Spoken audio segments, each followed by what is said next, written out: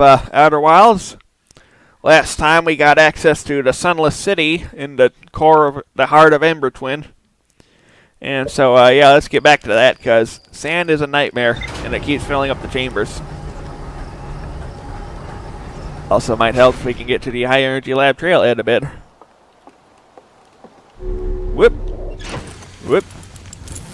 Whoa. Don't know I'm adding sound effects to it, but why not?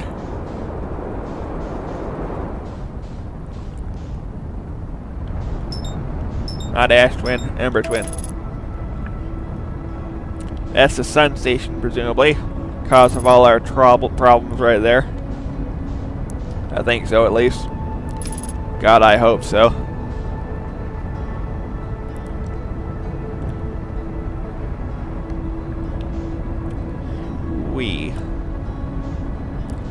Alright, heading for the shuttle gravity cannon, because that's where, that is where, in fact, where a shortcut is. Out of the way, Ash Twin. Gee, it's almost like it's a dual system here or something.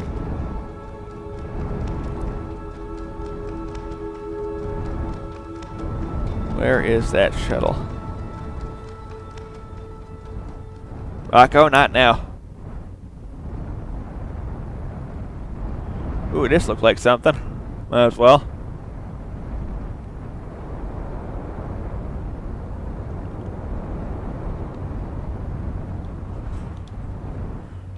Whoop.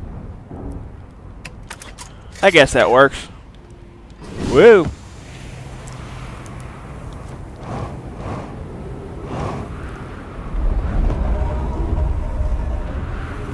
Come on, the moon's right there. Then I look away and it's over there. Then I look away and it's over there. Cool. There it is again. This planet sometimes, and only sometimes, has a moon. This is also of note. It disappears if no one's watching it. Isn't that a fascinating orbital characteristic? I found your note, Mallory. Kindly count me among the moon's admirers. What's happening when it disappears? Now it ceases to exist. Does it move to another location? I believe so. Not only does the moon appear around Brittle Hollow, but I can confirm it sometimes orbits Timberhearth as well. This is my first time encountering a natural satellite with the ability to vanish when not being watched. We should study it, or even better, we should travel there. I agree. Our first step would be determining a method to track its phantom moon so we can always know where it is. Given its reluctance to move while consciously observed, it might be a form of macroscopic quantum mechanics. Yep. Quantum moon, that's what they call it. This looks important. Church research note. Property of Church. Clearly, I know we're making astronomical observations here. They chose an excellent spot. What's this big rotating device for? What was it to know we're observing? I'd posit there's something special about the orange symbol on that device. Hell, the new astronaut's translator tool would be nice to have Andy about now. Quantum moon. That's what it is. Also, I gotta scroll here for some reason. Oh.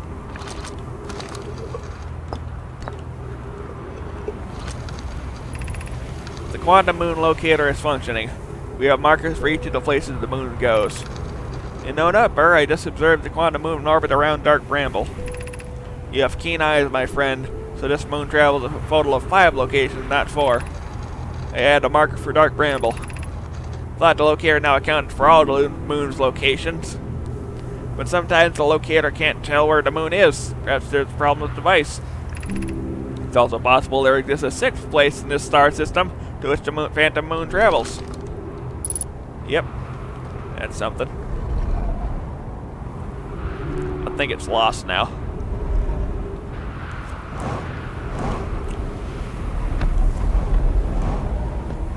Alrighty then, back to the gravity cannon so we can do gravity things. But by which I mean take a shortcut that doesn't involve gravity. What do I know?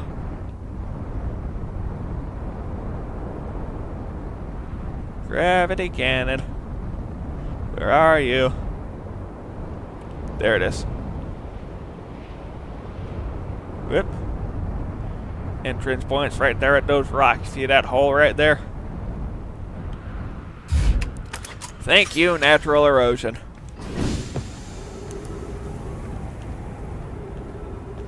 Whoop. Okie doke. Just hop, skip, and the jump.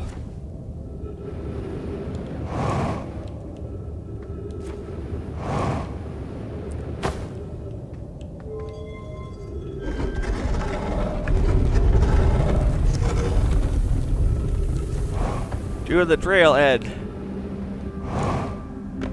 That's the first place we gotta go at some point, because, you know.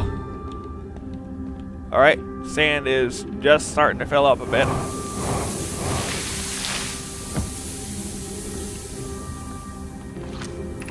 High energy lab, let's go.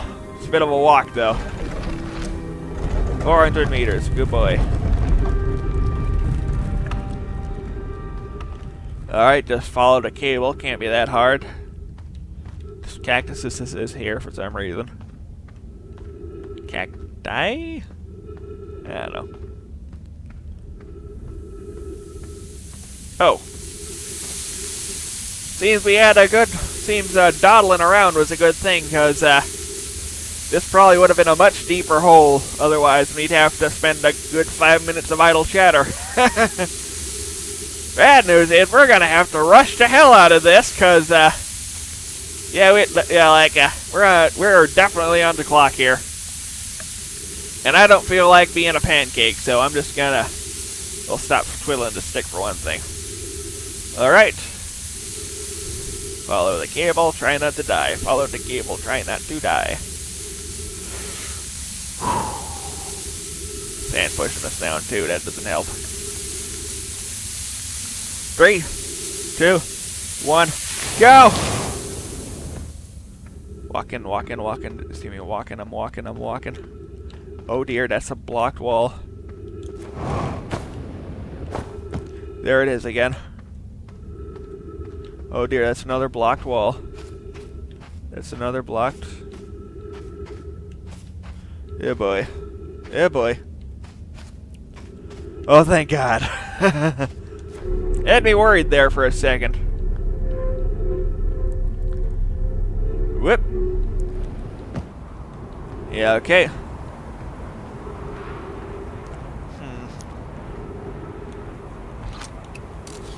Yep, that's the... Yeah. That's the other entrance to it. Blocked by a massive chunk of ghost matter. That's very bad for your health. But, you know.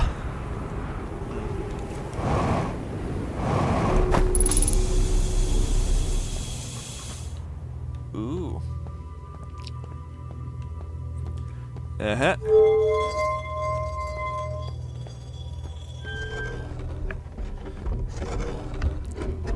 Some sort of sciencey observation system. With black holes and white... Wait. I've seen these at the warp terminals. White hole and white hole? Nothing. White hole and black hole. Oh, like White Hole Station, yeah. Ooh. Yeah, science. There goes that big massive filler thing. Sand fillers and all that. Records show Nomai arriving at the warp receiver on Brittle Hollow very slightly before departing from the White Hole Station. Grammy and I are advising an experiment to test if this is a real phenomenon or simple machine error. Initial things first. Our experiment setup will first pair a small black hole core with a small white hole core to mimic the setup on the White Hole Station. Hypothesis. It is possible for an object to exit a white hole before entering the corresponding black hole. In theory, you want to try to reproduce what is a negative amount of time elapsing between something entering the black hole and exiting the white hole at its destination. Fair enough. What else you gotta say?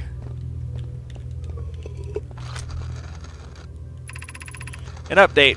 Our experiment here reproduced the anomaly in arrival and departure times, but Pi is unconvinced it's more than equipment error. I hope it to strengthen the effect to render it visible to the unaided eyes. To that end, we've decided to try adding more energy. I imagine the Sunless City's energy supply should prove sufficient. Rocco, not now. Rocco, not now. Think the parents are out. Rocco! No. All available. Rocco! I'm reading! Come here! Come here! Rocco! Shut!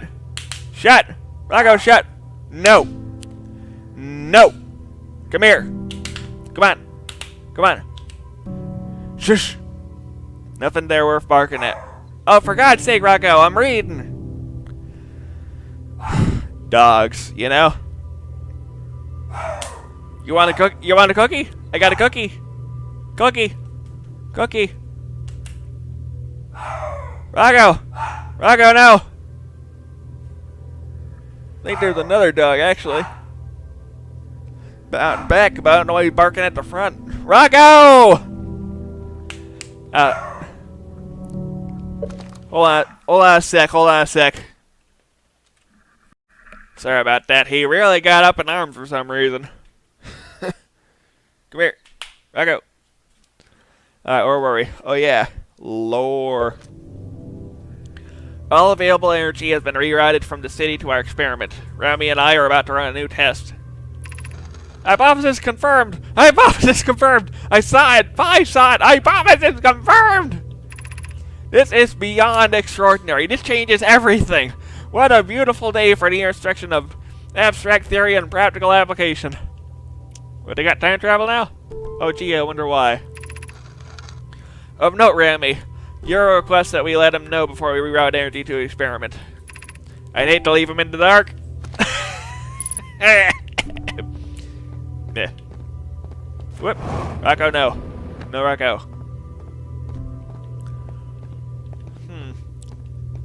That looks like the sun. It's got that thing. The twins. I think that's a Timberhurf geyser. Crystal from Brittle Hollow. Typhoon from Giant's Deep. What's this about? The Southern Observatory is asking if creating a 22-minute interval is possible. That is to have something arrive 22 minutes before it's actually sent through the warp. We've learned the negative interval of time between departure and arrival can be increased by adding more energy to the warp core. Problematically, the energy required to extend the interval increases at an exponential rate. Hypothesis. Creating a 22-minute long interval is possible, but you are currently unable to generate the necessary energy. The energy is currently unavailable, you say? You're a gas pie. My pun was unintended, Rami, so I believe it's you whose error form. Rami and I believe it would be necessary to invent a new method of producing energy, a thrilling but enormous undertaking. We would also require advanced warp technology able to handle such energy. We would also likely need an enormous space to fit these proposed new energy and warp technologies together. The only place large enough would be Ash Twin. Yeah, that's why it's called the Ash Twin Project. It's in Ash Twin somewhere. The Ash Twin Project will be one of our biggest undertakings, metaphorically and physically. To build it, we need a way to travel quickly between Ash Twin and each location that holds crucial project materials. What if we use warp cores like the one we have on the White Hole Station to connect Ash Twin directly to each critical location? Of note, each tower in Ash Twin will warp to a different planet. My gratitude to those who know my imprecise language. Yes, the sun is not a planet. I believe this has been sufficiently clarified. Kindly stop reminding me. We can design each tower to visually reflect its warp destination. The Giant's Deep Tower, for instance, could resemble a cyclone, and we can model the Timberhurf Tower off of Geyser Mountain. Poke, Root, and I can begin work on this immediately in the Black Hole Forge. This will keep us busy. Nothing like killing time now, isn't there? Unless you don't have time to kill.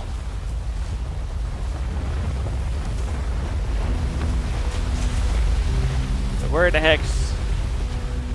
How do I escape this building other than the way I came? Presumably there's a path somewhere. Ah.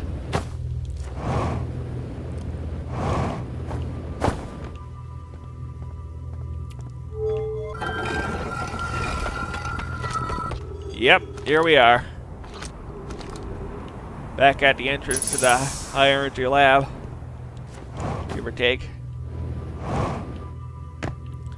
You know what, let's run that wibbly wobbly timey-wimey experiment for science! Alright, we are currently taking energy that would be going to the Sunless City and diverting it to this little contraption right here. So let's oh yeah, that's weird. That is most definitely weird. What happens if we duplicate it? What? Put it back. Oh, no. Oh, dear.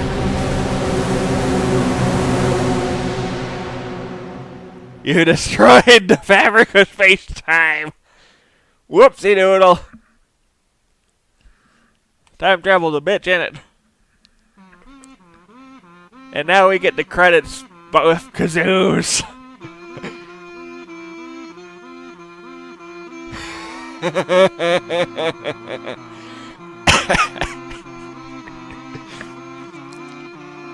Yeah.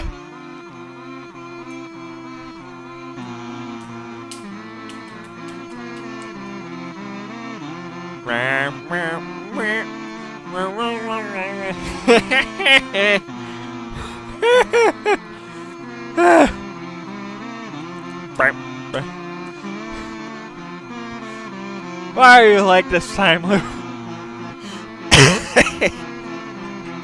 Fucking kazoos. Kazoos are the most stupidest of instruments. All you do is freaking hum and it sounds like a duck. Why does it sound like a duck when you hum? It's so obnoxious. It's great.